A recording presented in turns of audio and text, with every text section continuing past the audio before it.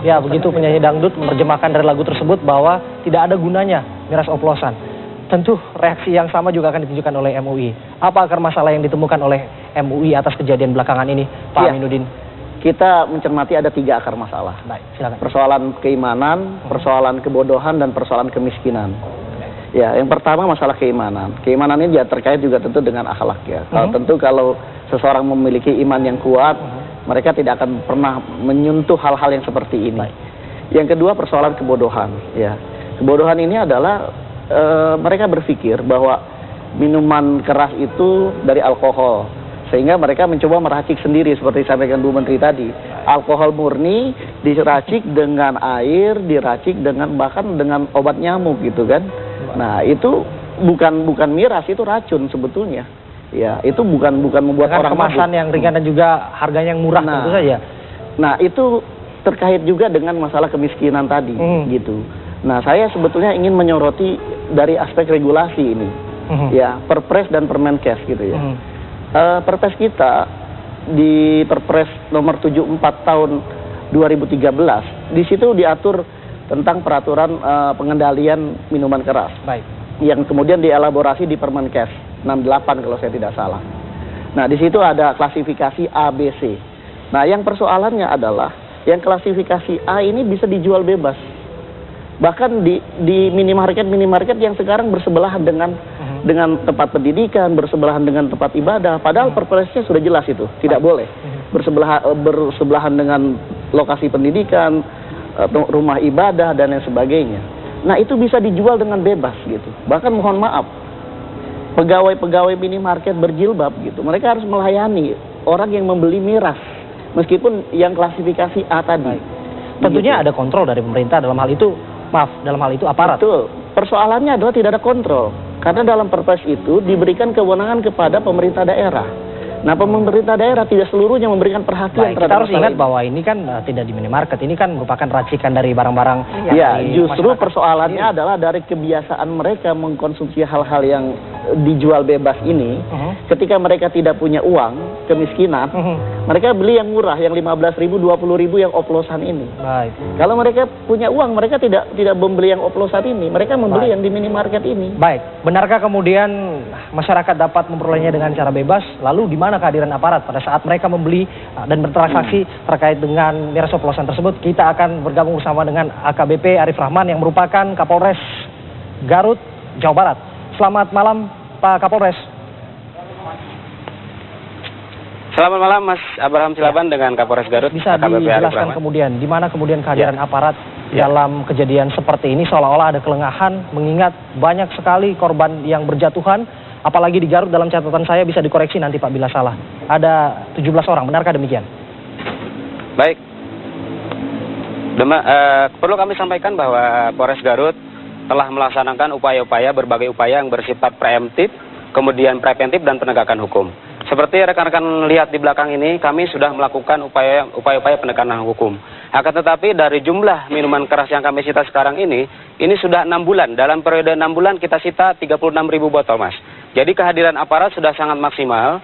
Perlu kami sampaikan bahwa upaya pencegahan ini harus bersifat sinergis di antara pemerintah daerah dengan kami. Seperti disampaikan tadi oleh narasumber yang lain bahwa ada beberapa peraturan yang mengatur tentang ini. Tentunya dari distribusi, produksi, perizinan sampai kepada bagaimana ini menjadi tugas pokok kami pada saat terjadinya tindak pidana yang mengakibatkan korban jiwa. Demikian, Mas. Baik, dalam kontrol Anda, bagaimana kemudian Anda menempatkan terkait dengan kejadian yang terjadi belakangan ini dan tindakan yang sudah kita ketahui bersama, menggerebek beberapa warung jamu dalam tanda kutip yang memperjualbelikan miras oplosan tersebut sebagai bentuk dari aksi yang sudah jatuhnya korban, begitu, bukan dalam tindakan antisipasi. Baik, kami sampaikan bahwa upaya preventif dan preventif kami kedepankan yang pertama adalah melakukan sosialisasi secara berjenjang dari mulai tingkat kabupaten, kecamatan sampai kepada tingkat polsek terdekat. Yang kedua adalah membangun public awareness untuk membangun kesadaran bahwa minuman-minuman seperti ini adalah minuman yang sangat berbahaya.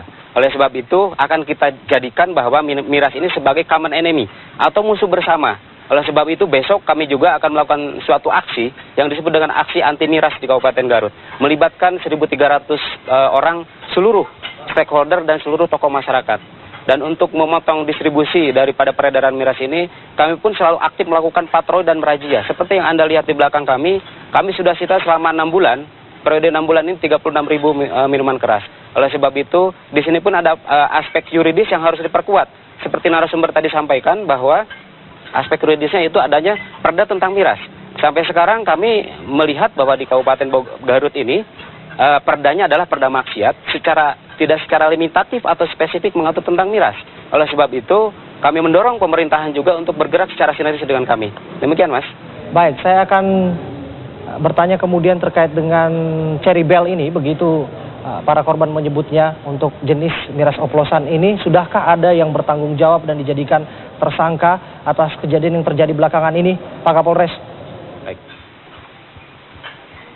Baik, kami sampaikan kepada pemirsa bahwa Polres Garut telah bergerak secara cepat dengan satu yang pertama adalah menangkap para pelaku pengoplos sekaligus juga penjual. Ini kami amankan 2 orang di wilayah kami dan kami masih kembangkan. Yang kedua adalah menyita barang bukti yang terkait dengan tindak pidana yang terjadi, yaitu ini, jenis minuman kerasnya. Ini diproduksi secara homemade, secara sembunyi-sembunyi, dan lokasinya berpindah-pindah tempat. Jadi dari satu tempat kos ke tempat yang lain. Dan ini baru beroperasi 1 bulan, Mas. Baru 1 bulan, bahkan tersangka yang sedang kami kejar pun, itu berasal dari luar daerah. Sedang kami kejar dengan tim reserse kami. Demikian, Mas.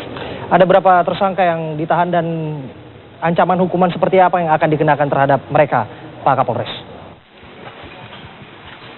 Baik, sudah kami amankan 2 orang tersangka. Adapun pasal yang kami kenakan, yang pertama adalah secara berlapis. Yang pertama adalah pasal 204 KUHP. Yang kedua adalah undang-undang tentang pangan, di mana kami terapkan berlapis ini untuk menjerat para pelaku secara maksimal. Dan ancaman hukumannya pun cukup sangat-sangat maksimal, yaitu antara 5 sampai 15 tahun. Tergantung dari dampak yang diakibatkan dari peredaran miras oplosan ini. Demikian, Mas Abraham. Pak Kapolres, saya ingin mempertegas kembali, apakah kemudian pihak aparat menemukan kesulitan terkait dengan implementasi dari perda yang Anda ucapkan tadi?